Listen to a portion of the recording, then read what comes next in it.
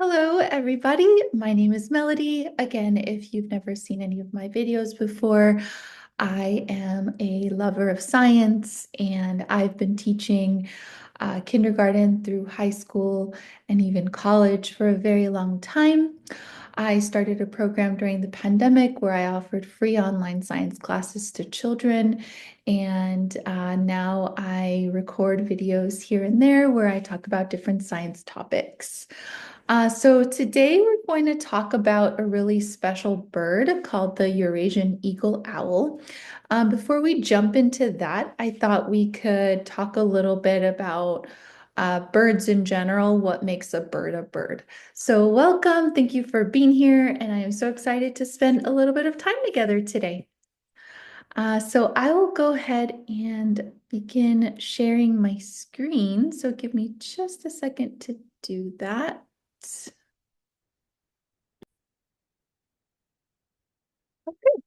So let's talk about what makes a bird a bird. So, as some of you may know, based on the classes you've taken with me, you know that when we think about living things, as scientists, we begin to put them in specific categories. So, for example, we humans, we are vertebrates. We are mammals. So these are some of the categories we might put ourselves in as humans. So what about birds? Let's talk about why a bird is called a bird. So here are some things that must be true for a species to be considered a bird. So first, birds have feathers. They are actually the only vertebrates that have feathers. If you have never heard the word vertebrae before, if you go ahead and take your hand and touch the back of your neck, you will feel some bones. And if you follow those bones all the way down your back, to your lower back, you will feel what's called your vertebrae. Maybe you've heard spinal cord, but that's what we mean. And our vertebrae helps keep us upright, helps us do things like stand, walk, sit, jump, all these things that we can do because we have that support. So birds have a vertebrae, and they're the only vertebrates that have feathers. Another thing that must be true for a bird to be a bird is that they have to have a bill.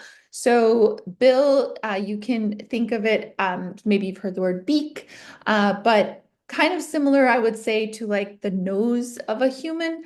But it serves a very different purpose for birds. So that's a cool thing for you to think about and maybe ask a loved one about. So they have to have a bill. They also have to have wings. So I have a challenge question for you. If you've taken these classes on YouTube before, you know that I try to ask you some challenge questions. So my first challenge question for you is, if all birds have wings, do all birds fly? So I'm excited for you to tell me what you think about that. And if you're curious, actually on my projector over there is a live eagle camera, currently screening a eagle nest, a bald eagle nest in California. It's so beautiful. The two of the eaglets hatched today. Super exciting. I'm so excited, and I've been watching this as much as I can. I love it, and I'm so excited about it, and I'll link to it in the comments of this video. So birds have to have wings to be called a bird. And again, my challenge question to you is, does that mean that all birds fly? Another thing that must be true for a bird to be a bird is that they have to lay eggs. So things like mammals have what are called live births. Birds, the babies, the chicks, grow in a safe enclosure called an egg. And so that's where they develop, that's where they grow. And so birds are a species that lay eggs. Another thing that must be true for a bird to be a bird is that they must be warm-blooded. We're going to talk about what warm-blooded means in just a moment, but just keep that in mind. And then lastly, for a bird to be a bird, they must be what is called bipedal. That's the science name for having two legs. So two legs, bipedal. So just to repeat, to be a bird, the species must have feathers, must have a bill, must have wings, must lay eggs, must be warm-blooded, and must be bipedal, which again means has two legs. So let's talk about what warm-blooded means, warm-blooded. So I'm going to turn to this slide while I explain it. So when a species, when an animal is out in the environment, just out in the open, and it's really hot outside, if their body temperature rises and their body gets hotter when it's hot outside, when their environment is hot, their body gets hotter, their temperature rises. Or if they're out and it's really cold outside and their body temperature drops, their body gets cold. That is called a cold-blooded animal. Some examples of this are snakes, lizards, fish. Now, warm-blooded, we are warm-blooded. Humans are warm-blooded, and so are birds. Birds are warm-blooded. We just learned that. So warm-blooded means that when an animal goes out and it's hot outside, their environment is hot, they might feel warm, but their body temperature stays almost exactly the same. Their body temperature stays almost exactly the same. So you can think of us humans, we are warm-blooded, and so are birds. When it's really hot outside, when it's really hot, maybe it's sticky, and we're sweating, our body temperature is still very close to 98 degrees. Very close to 98 degrees, even if it's really, really hot outside. Similarly, when we go outside as humans, as warm-blooded species, when we go outside and it's really cold, maybe it's snowing, maybe it's hailing, maybe it's raining, the temperatures are very low, our body temperature does not drop. It almost always stays around 98 degrees. That makes us warm-blooded, and birds are also warm-blooded. So that's a cool thing that I would love for you to hang on to. All right.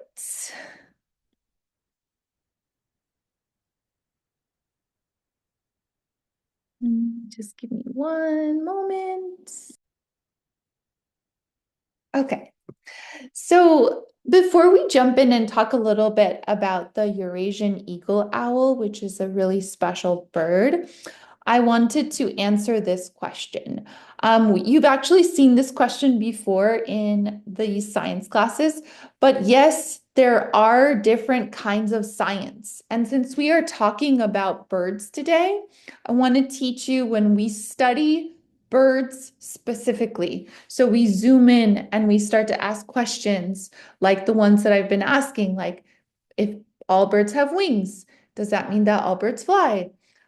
So when we start to zoom in and focus on just birds, that does have a name, and it is called ornithology. Ornithology. So if you're learning how to read, how to write, how to pronounce science words, I would love for you to repeat that word with me. Ornithology. Ornithology. Ornithology.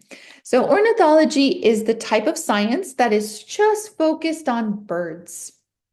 And a scientist who studies birds is called an ornithologist. An ornithologist.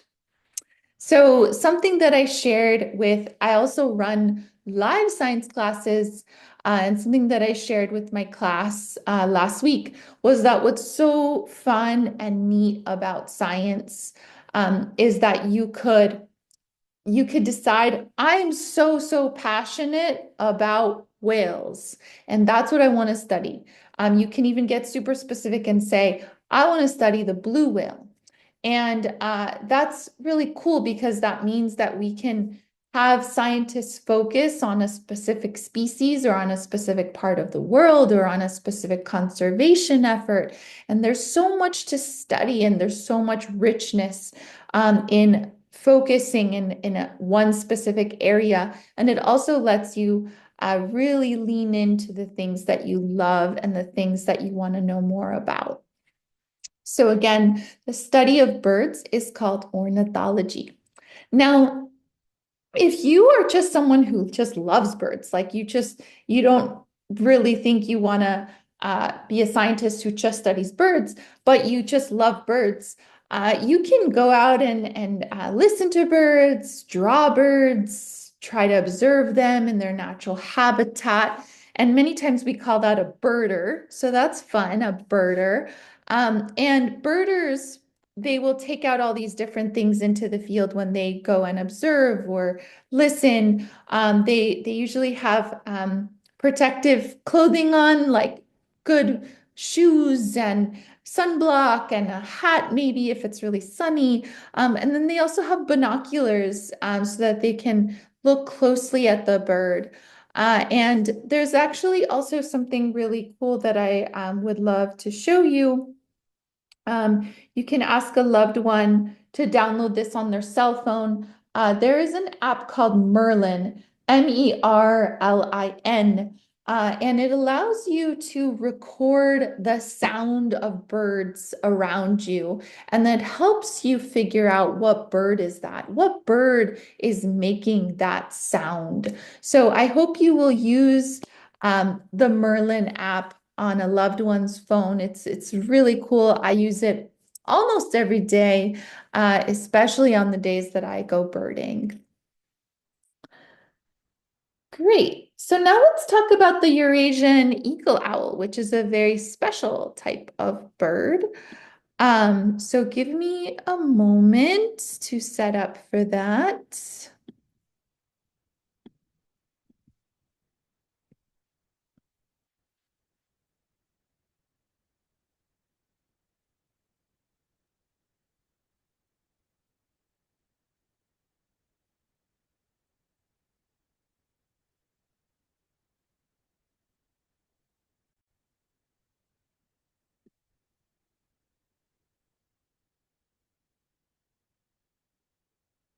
Okay, thank you. So the Eurasian eagle-owl, this is the scientific name. If you've been taking classes with me, you know that uh, when we think of a species, we often give it a common name, which is the name that you usually hear, like snow leopard, and then we have a scientific name. So this is the Eurasian eagle-owl. And first, let's start by taking a look at what it looks like. What does this beautiful owl look like? And you can already observe some of the special features about the Eurasian eagle-owl, like those really beautiful, bright orange eyes. So Eurasian eagle owls have a really amazing wingspan. You can see some of that in this photo. For those of you who haven't taken a class with me before about birds, you know that wingspan, you might not know that wingspan is when you measure from one tip of a wing to the other tip of the wing. And this is what's called a juvenile. So this is a bird, an owl that is not quite uh, a chick, so not just not barely hatched, but is kind of like, maybe a couple weeks, couple months old. So a juvenile is what we call a young bird. You can kind of think of it as like maybe you've heard um, the word adolescent or teenager. That's kind of what we're saying here. And here's an adult with a few juveniles. So that's fun to see. And you can see how their feathers are quite different. When baby birds first hatch, they have very like fluffy, fuzzy feathers. And then those feathers will fall off and then they'll grow in their adult feathers.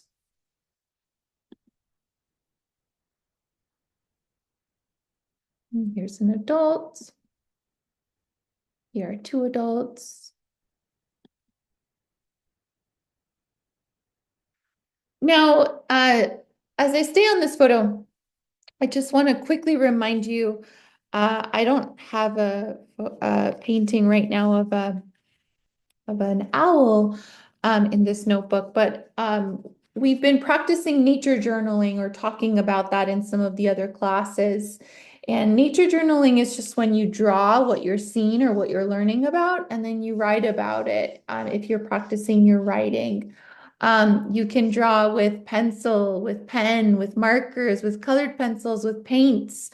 And it's just a really fun way to keep track of what you're learning. And especially if you're birding, you're out and you're looking and observing birds. It's so fun to nature journal live because then you can remember like, oh, I saw a eastern bluebird on March 2nd of 2025, and you have a drawing of it and you talk about like where you were, what you were doing, what time was it, who were you with? Like those are all fun things to keep track of. And scientists use their nature journal because sometimes they're out in the field and they don't have computers or tablets. And so this is a good way to just be able to like slip a journal in your pocket or in your duffel and or your fanny pack and just draw or track or write about what you're seeing, what you're observing, and all those details.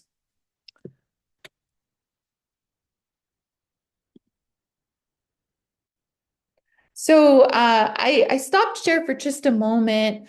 So the wingspan of a Eurasian eagle owl is anywhere from 4.5 to 5.8 feet. So really expansive, really big wingspan. And their length, which we usually measure from the head to the tail feathers is basically the same for the male and the female Eurasian eagle owl. It's anywhere from 23 to 29 inches. And then the weight is a little bit funny. So with birds, many times the female can be a bit bigger, a little bit bigger. That's really cool. That's not always the case with other species. And so the males, for their weight, they're usually between 3.3 to 6.2 pounds, whereas the females between 3.9 to 9.2 pounds. So pretty similar in weight, but the female can sometimes weigh a little bit more. And now this is something else that I've shared in other science classes when we've talked about birds, is that sometimes you might not see the bird. Maybe the Eurasian eagle owl is in a tree and is pretty camouflaged, pretty hidden. Maybe it's very dense forest and you cannot see it, but you can hear it. And that's so cool because if you can hear a bird, you can learn the sound that specific birds make, and then you know, oh, that's a Eurasian eagle owl, or that's a barred owl. And you would know the difference between the two sounds. Or you can use the Merlin app I told you about to help you figure out what kind of owl you're listening to. So that's so much fun. And so I thought what we can do now is I can play the sound that the Eurasian eagle owl makes for you. So you can figure out when I think of this bird, when I think of this special owl, what sound should I be listening for? So let's listen to that together. So what I will do is I will set that up for us here. Oh,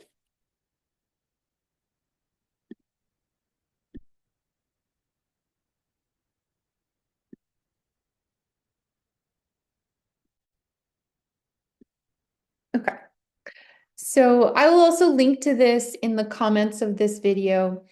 But many times I use what's called All About Birds, which is made by Cornell. And then there's also eBird, which is another website where we can learn and listen to birds. So let's listen to this together.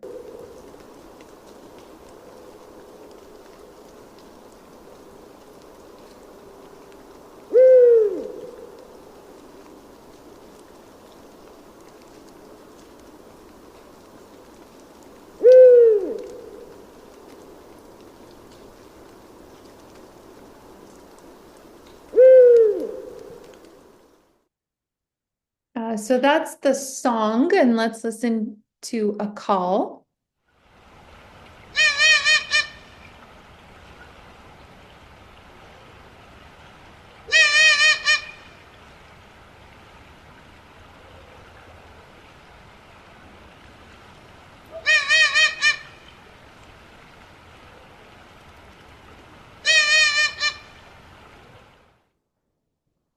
Okay, and then let's listen to some young owls calling.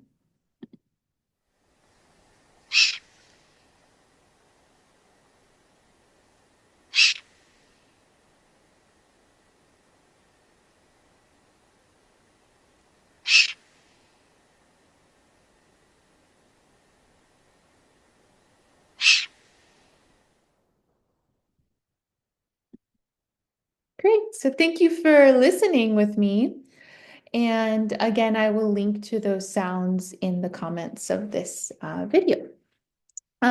So as we kind of wrap up this kind of mini lesson on the Eurasian eagle-owl and on what makes a bird, I thought I'd share this really cool thing really quick. So I had the honor of contributing to this book, which is about a specific Eurasian eagle-owl called Flaco.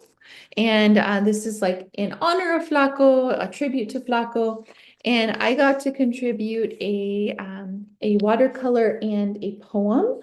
So I thought I would show you and also read you my poem, which is just a part of the poem, but that's cool. So this is my watercolor. It's a little bit hard to see, but that's my my drawing of Flaco the owl. And then this is where my poem is. So I will read that to you. So this is just a part of the poem, and it says, "To behold such beauty and a tenacity unparalleled, bright orange eyes seem to reflect the setting sun, brown and white feathers, pattern, striation, feathery ear tufts heighten his sense of sound. I wonder if he could hear our awe." So thank you for listening to that with me. And I hope everyone has a wonderful day. I hope you go out and bird and look at birds, think about birds. Birds are some of my favorite animals. I go out birding all the time. If you are ever in New York City and you want to go on a bird walk with me, I would love to go on a bird walk with you. And if you are ever if you live or are ever in California, that's where my family is from, and I often go there. So I would love to go on a bird walk with you in California. And thank you so much. I will also link to the Eagle camera so that if you want to look at that, this is a great and exciting time to be watching. And we're about to enter into spring where there are tons and tons of birds that are about to hatch. And I'm so excited for all of us to go out and see birds and listen to birds. And I thank you so much for spending some of your time with me today. I hope you have a wonderful day, and I'll talk to you soon. Bye.